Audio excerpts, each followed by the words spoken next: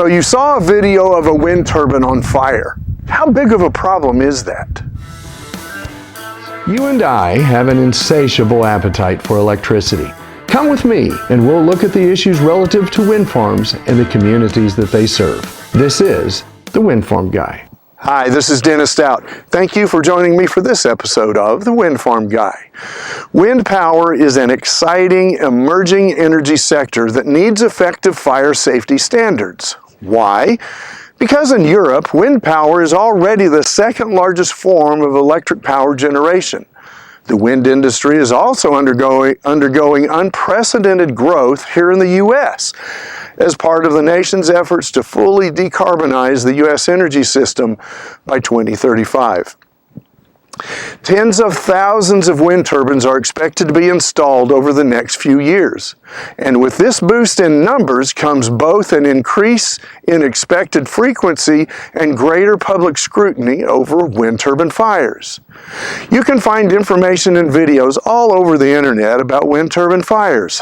Unfortunately, those references are often very slanted in their reporting. As the electricity generation mix becomes more dependent on renewable energy, wind power is becoming increasingly more important in the energy formula.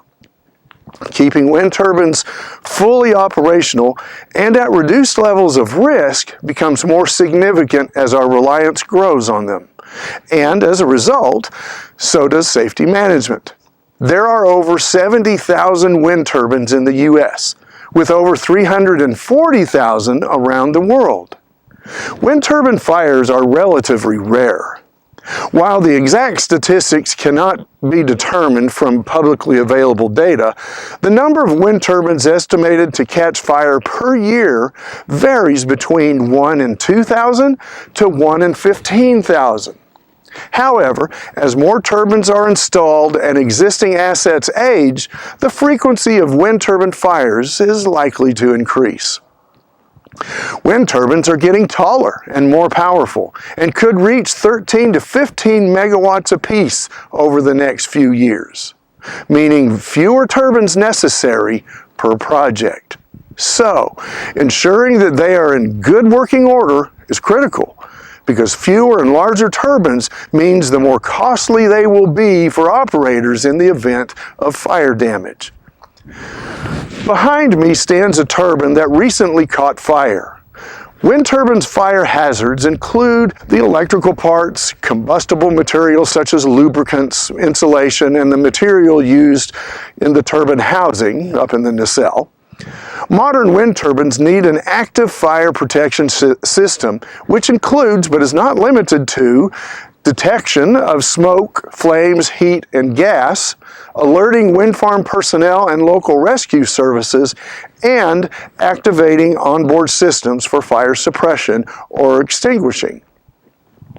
Wind companies train workers about fire hazards at the worksite and about what to do in a fire and emergency.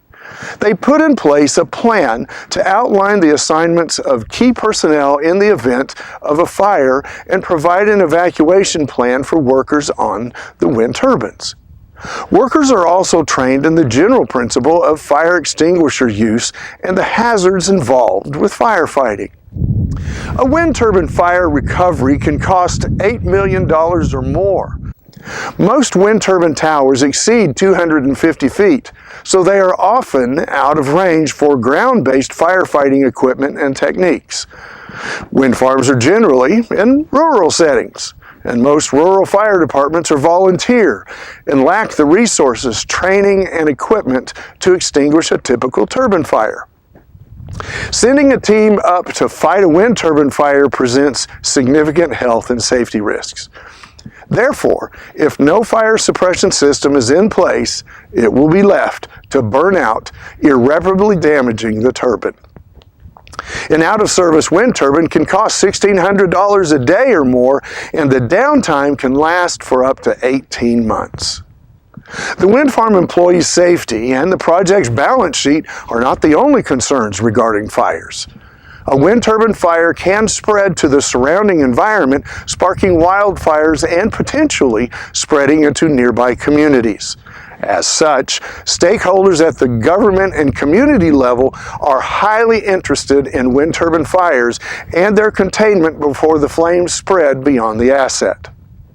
If you like what we've discussed today, please subscribe and click like below. If you have thoughts or want me to address a topic relative to wind farms, please leave me a comment as well.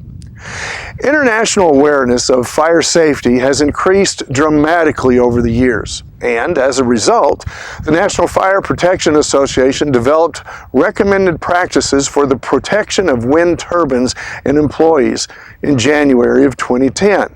And up until 2013, no human deaths were a result of a wind turbine fire incident. That all changed on October 29, 2013, when 2 wind turbine technicians in the Netherlands were killed in a wind turbine fire incident.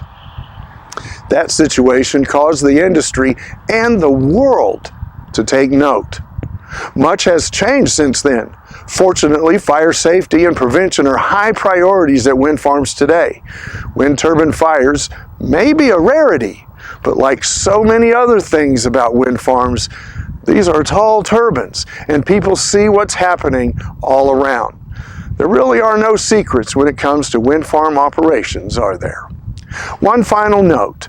Years ago, the Ford Pinto had a problem of bursting into flames in a rear collision. Yes, that was a real problem. My sister drove a Pinto and none of us liked her being in that danger. My point here is there were calls at that time to fix the problem and possibly even eliminate the Pinto, but nobody was calling for the elimination of the auto industry. Wind industry detractors will often suggest the industry be eliminated altogether due to the fire risks. No industry is untouched by fires or incidents. But how about we focus on fixing any wind turbine fire risk problem rather than trying to eliminate the entire industry? This is Dennis Stout, and I'm the Windfarm Guy. Thank you for watching. Working together, we can make good energy decisions and save our planet. I am the Windfarm Guy.